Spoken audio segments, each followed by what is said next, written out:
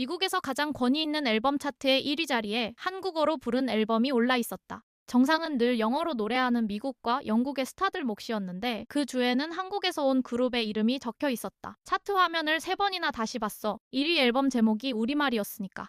2018년 5월 미국에서 실제로 벌어진 일입니다. 미국 음악 산업의 심장이라 불리는 빌보드. 그 가운데서도 그 주에 미국에서 가장 많이 팔리고 가장 많이 들린 앨범을 가리는 지표가 바로 빌보드 200입니다. 미국 대중음악의 판도를 보여주는 가장 오래되고 권위 있는 순위표죠. 반세기 넘게 영어로 노래하는 서구의 스타들이 지켜온 그 정상에 한국에서 건너간 7명의 청년이 만든 앨범이 처음으로 올라섰습니다. 방탄소년단 BTS의 앨범 러브 유어셀프 결티어였습니다. 대체 어떤 일이 있었길래 영어의 나라가 반세기 넘게 지켜온 그 자리를 한국어 앨범이 밟은 걸까요? 이야기는 2018년 5월로 거슬러 올라갑니다. BTS는 그해 5월 18일 정규 앨범 러브 유어셀프 결티어를 발표했습니다. 그리고 열흘 남짓 지난 5월 말 미국 빌보드는 그 주의 앨범 차트를 집계해 발표했습니다. 결과는 1위였습니다. 그것도 서서히 순위를 끌어올린 것이 아니라 발매되자마자 곧바로 정상에 데뷔한 1위였습니다. 빌보드 200 꼭대기에 오른 앨범의 이름이 한국어로 된 러브 유어셀프 결티어였습니다. 첫 주 성적은 앨범 한산 판매량 13만 5천 장이었습니다. 이 가운데 실물 음반과 다운로드로 팔린 순수 판매량만 10만 장, 스트리밍은 3,910만 회에 달했습니다. 한국 가수가 만든 앨범이 미국에서 가장 권위 있는 앨범 차트의 정상에 오른 것은 빌보드 200 역사상 처음이었습니다. 그것도 수록곡 대부분을 한국어로 부른 앨범이었습니다. 미국만이 아니었습니다. 이 앨범은 발매 직후 세계 수십 개 나라의 아이튠즈 앨범 차트에서 동시에 1위에 올랐고 한국에서는 앨범이 나오기도 전에 예약 판매로 팔려나간 수량이 첫 6일 동안에만 144만 장이었습니다. 세계 최대의 음악 시장, 미국의 정상을 영어가 아닌 한국어로 부른 앨범이 처음으로 차지한 겁니다. 이 1위가 얼마나 특별한 것인지 알려면 빌보드 200이라는 차트가 무엇을 재는지부터 봐야 합니다. 이 차트는 단순히 음반이 몇 장 팔렸는지만 보지 않습니다. 실물 음반 판매와 디지털 다운로드, 그리고 스트리밍 재생수까지 하나의 기준으로 환산해 그 주에 미국에서 가장 널리 소비된 앨범을 가려냅니다. 그러니 이 정상에 오른다는 건 미국 대중이 그 주에 가장 많이 사고 가장 많이 들은 앨범이라는 뜻입니다. 그리고 그 정상은 오랫동안 영어로 노래하는 서구의 슈퍼스타들만의 자리였습니다. 미국과 영국의 팝스타, 힙합 뮤지션, 록 밴드가 번갈아 그 자리를 지켜왔습니다. 영어가 아닌 다른 언어로 부른 앨범이 이 정상에 오른 것은 손에 꼽을 만큼 드문 일이었습니다. 이 차트는 전 세계 음악업계가 그 주 미국 대중음악의 흐름을 읽기 위해 지켜보는 지표였고 그런 만큼 이곳의 1위는 곧 세계 대중음악의 중심에 섰다는 상징으로 통했습니다. 세계적으로 사랑받은 노래라 해도 영어가 아닌 언어로 부른 앨범이 이 정상까지 오르는 일은 좀처럼 일어나지 않았습니다. 실제로 대부분의 곡을 영어가 아닌 언어로 부른 앨범이 빌보드 200 1위에 오른 것은 2006년 팝페라 그룹 일디보의 앨범 앙코라 이후로 12년 만의 일이었습니다. 그 오랜 세월 동안 미국 앨범 차트의 정상은 사실상 영어의 것이었습니다. 그런데 2018년 그 벽을 넘은 언어가 하필 한국어였던 겁니다. 세계 음악의 중심이라 불리는 나라에서 그 주에 가장 많이 팔리고 가장 많이 들린 앨범이 지구 반대편 작은 나라의 말로 불렸다는 뜻입니다. 사실 이 이야기의 시작은 그리 화려하지 않았습니다. BTS는 2013년 한국의 크지 않은 기획사에서 데뷔한 7인조 그룹이었습니다.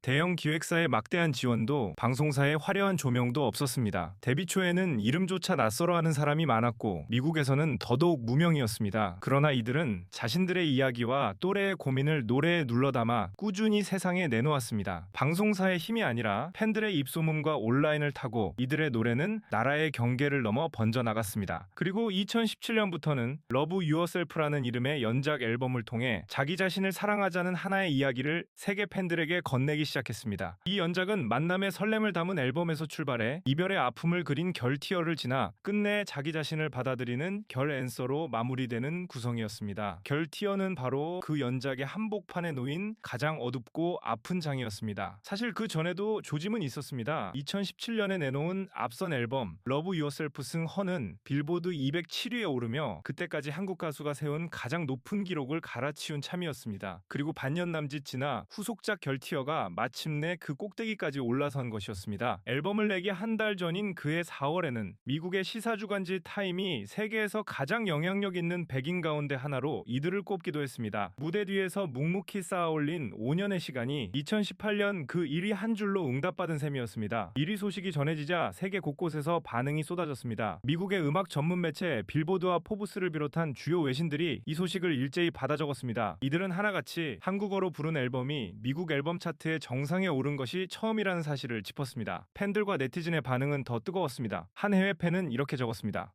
나는 평생 이 차트를 지켜봤다. 1위는 늘 영어로 노래하는 스타들의 몫이었는데 이번 주에는 내가 매일 듣는 한국 그룹의 앨범이 그 자리에 있었다. 또 다른 팬은 이렇게 말했습니다. 영어를 한 줄도 쓰지 않은 앨범이 미국에서 가장 많이 팔린 앨범이 되는 걸 내가 살아서 보게 될 줄은 몰랐다. 그 밖에도 이런 글들이 이어졌습니다. 차트 화면을 캡처해서 친구들 모두에게 보냈다. 이건 그냥 1위가 아니라 역사다. 언어가 다르다는 건 이제 아무 장벽도 아니라는 걸 이 앨범이 증명해버렸다. 미국 라디오가 틀어주지 않아도 팬들의 힘만으로 정상에 오를 수 있다는 걸 처음 봤다. 우리 동네 음반가게의 1위 칸에 한국어 앨범이 꽂혀 있었다. 가사를 다 알아듣지 못해도 멜로디와 진심은 그대로 전해진다는 걸 이 앨범으로 배웠다. 오늘 아침 뉴스에서 미국 1위 앨범이라며 우리가 사랑하는 그룹의 이름을 불러줬다. 번역 없이도 이 노래가 무슨 말을 하는지 마음으로 다 알아들었다. 그리고 누군가는 짧게 한 줄을 남겼습니다. 영어가 반세기 넘게 지킨 문을 한국어가 처음으로 열었다.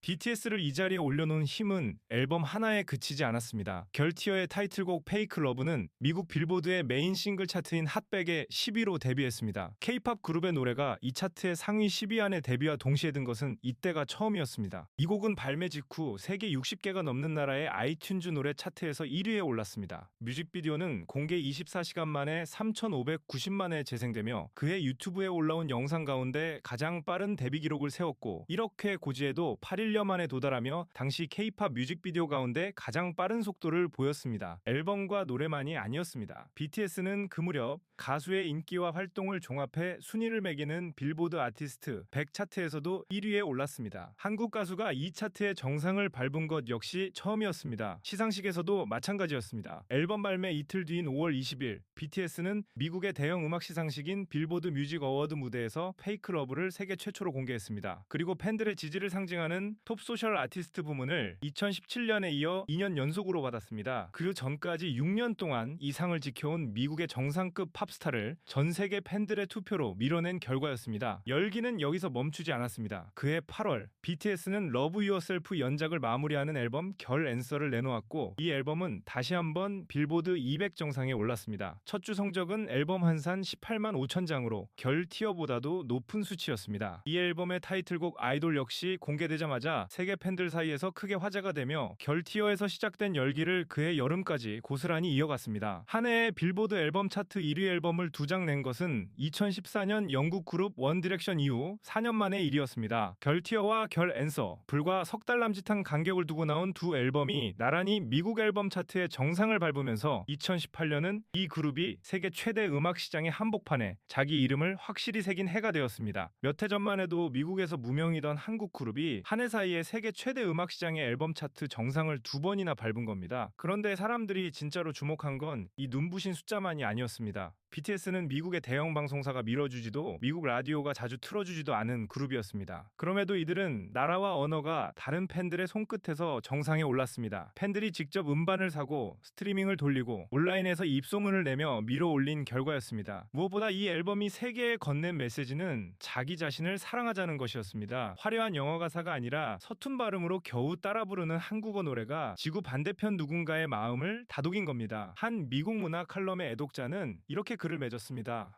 우리는 늘 세계의 음악이 미국에서 다른 나라로 흐른다고 믿어왔다. 그런데 그해 미국에서 가장 많이 팔린 앨범은 지구 반대편 작은 나라의 말로 불렸다. 그리고 그 노래가 전한 말은 너 자신을 사랑하라는 것이었다. 또 다른 해외 팬은 이렇게 덧붙였습니다. 세계에서 가장 큰 음악 시장조차 결국 한국어로 부른 노래를 그 주에 1위로 불러 세웠다. 언젠가 내 아이에게 세계를 바꾼 노래가 우리와는 다른 언어로 불렸다고 말해줄 것이다. 국내 팬들은 이 광경을 이렇게 받았습니다. 미국 앨범 차트 1위가 우리말 앨범이라니 아직도 안 믿긴다. 영어의 나라가 반세기 넘게 지킨 정상을 우리말이 처음 밟았다는 게 두고두고 자랑스럽다. 우리가 어릴 때 부르던 말로 지구 반대편 사람들이 위로받았다는 게 격세지감이라는 말로도 부족하다. 언젠가 이 순간이 교과서에 실릴 거라고 믿는다. 우리말로 부른 노래가 세계의 정상에 오른 날이니까. 누군가는 이렇게 적었습니다. 화려한 영화 한 줄 없이도 진심은 언어를 넘어 정상에 닿는다는 걸 이 앨범이 증명했다. 세계에서 가장 큰 시장이 자기 나라의 말이 아닌 노래를 그 주의 1등으로 받아들인 순간이었습니다. 영어가 반세기 넘게 지켜온 미국 앨범 차트의 정상을 한국에서 건너간 7명의 청년이 한국어로 부른 노래로 처음 밟았습니다. 그리고 그 노래가 세계에 건넨 말은 너 자신을 사랑하라는 한마디였습니다. 정상에 오른 건 한 장의 앨범이었지만 세계가 진짜로 따라 부른 언어는 한국어였습니다. 여기까지 봐주셔서 감사합니다.